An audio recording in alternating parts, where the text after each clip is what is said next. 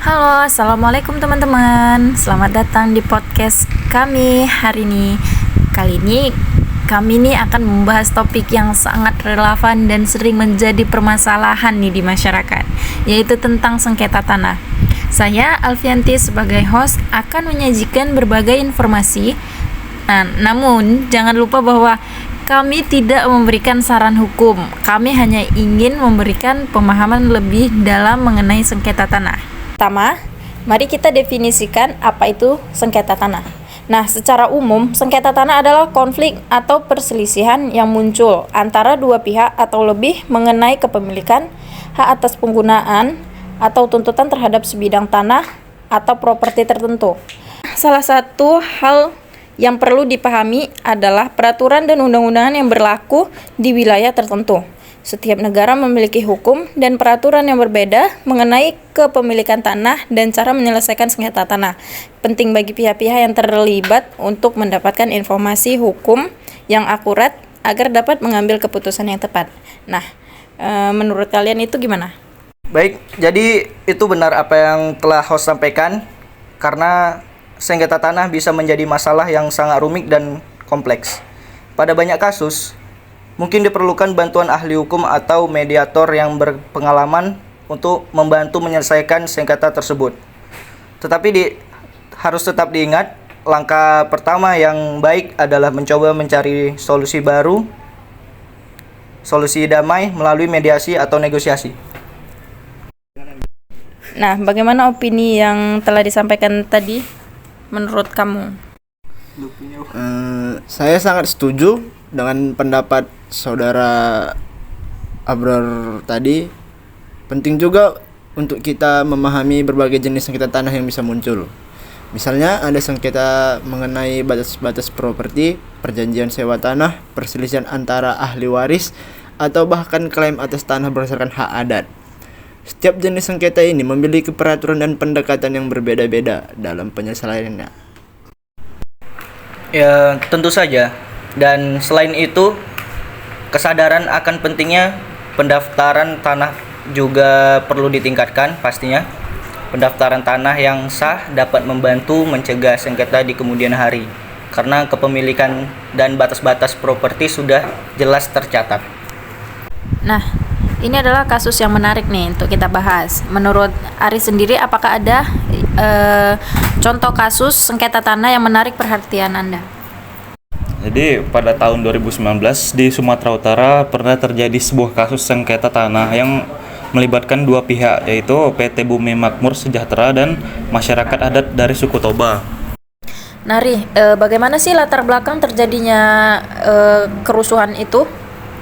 Jadi tanah yang menjadi objek sengketa merupakan lahan seluas 500 hektar yang terletak pada Kabupaten Tapanuli Utara.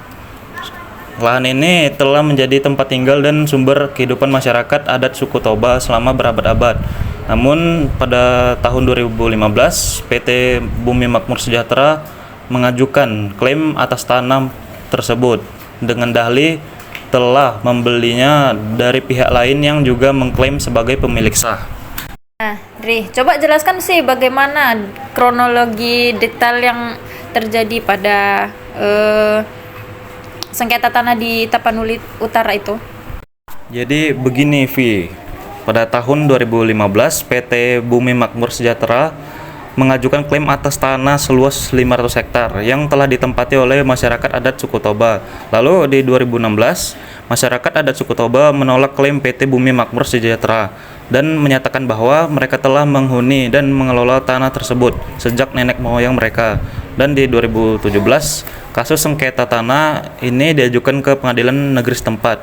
Lalu di tahun 2019, setelah melalui proses persidangan yang panjang, pengadilan negeri memutuskan perkara sengketa tanah ini. Nah, bagaimana sih akhir dari putusan pengadilan negeri dalam putusan di sengketa tanah itu, Ri? Nah, jadi pengadilan negeri dalam putusannya memutuskan bahwasannya PT Bumi Makmur Sejahtera tidak memiliki dasar yang kuat dan tidak dapat dibuktikan secara sah bahwa mereka merupakan pemilik sah tanah tersebut. Sementara itu, masyarakat adat suku Toba berhasil membuktikan dengan jelas bahwa mereka telah menghuni dan mengelola lahan tersebut secara turun-temurun selama berabad-abad. Jadi dalam putusannya, Pengadilan Negeri menyatakan bahwasannya tanah seluas 500 hektar tersebut merupakan tanah adat yang secara tradisional dikuasai oleh masyarakat adat suku Toba. Jadi sebagai hasilnya tanah tersebut harus dikembalikan kepada masyarakat adat suku Toba dan PT Bumi Makmur Sejahtera, dan diwajibkan untuk mengosongkan lahan dan menghentikan segala aktivitas yang terkait dengan klaim kepemilikan mereka. Nah, Ri, jadi bagaimana sih pasal yang melibatkan dari sengketa tanah ini? Nah, jadi pasal yang melibatkan PT Bumi Makmur Sejahtera dianggap melakukan klaim yang tidak sah dan mencoba menguasai tanah adat masyarakat suku Toba. Jadi oleh sebab itu mereka terkena pasal-pasal terkait sengketa tanah dan mungkin juga pasal-pasal terkait pemalsuan dokumen atau kecurangan dalam pengajuan klaim tanah. Lebih detail pasal yang terkena akan tergantung pada hukum dan perundang-undangan yang berlaku di negara atau wilayah tersebut. Terima kasih kepada narasumber kami atas waktunya. Buat teman-teman sekalian, terima kasih sudah mendengar podcast kami ya. Sampai jumpa.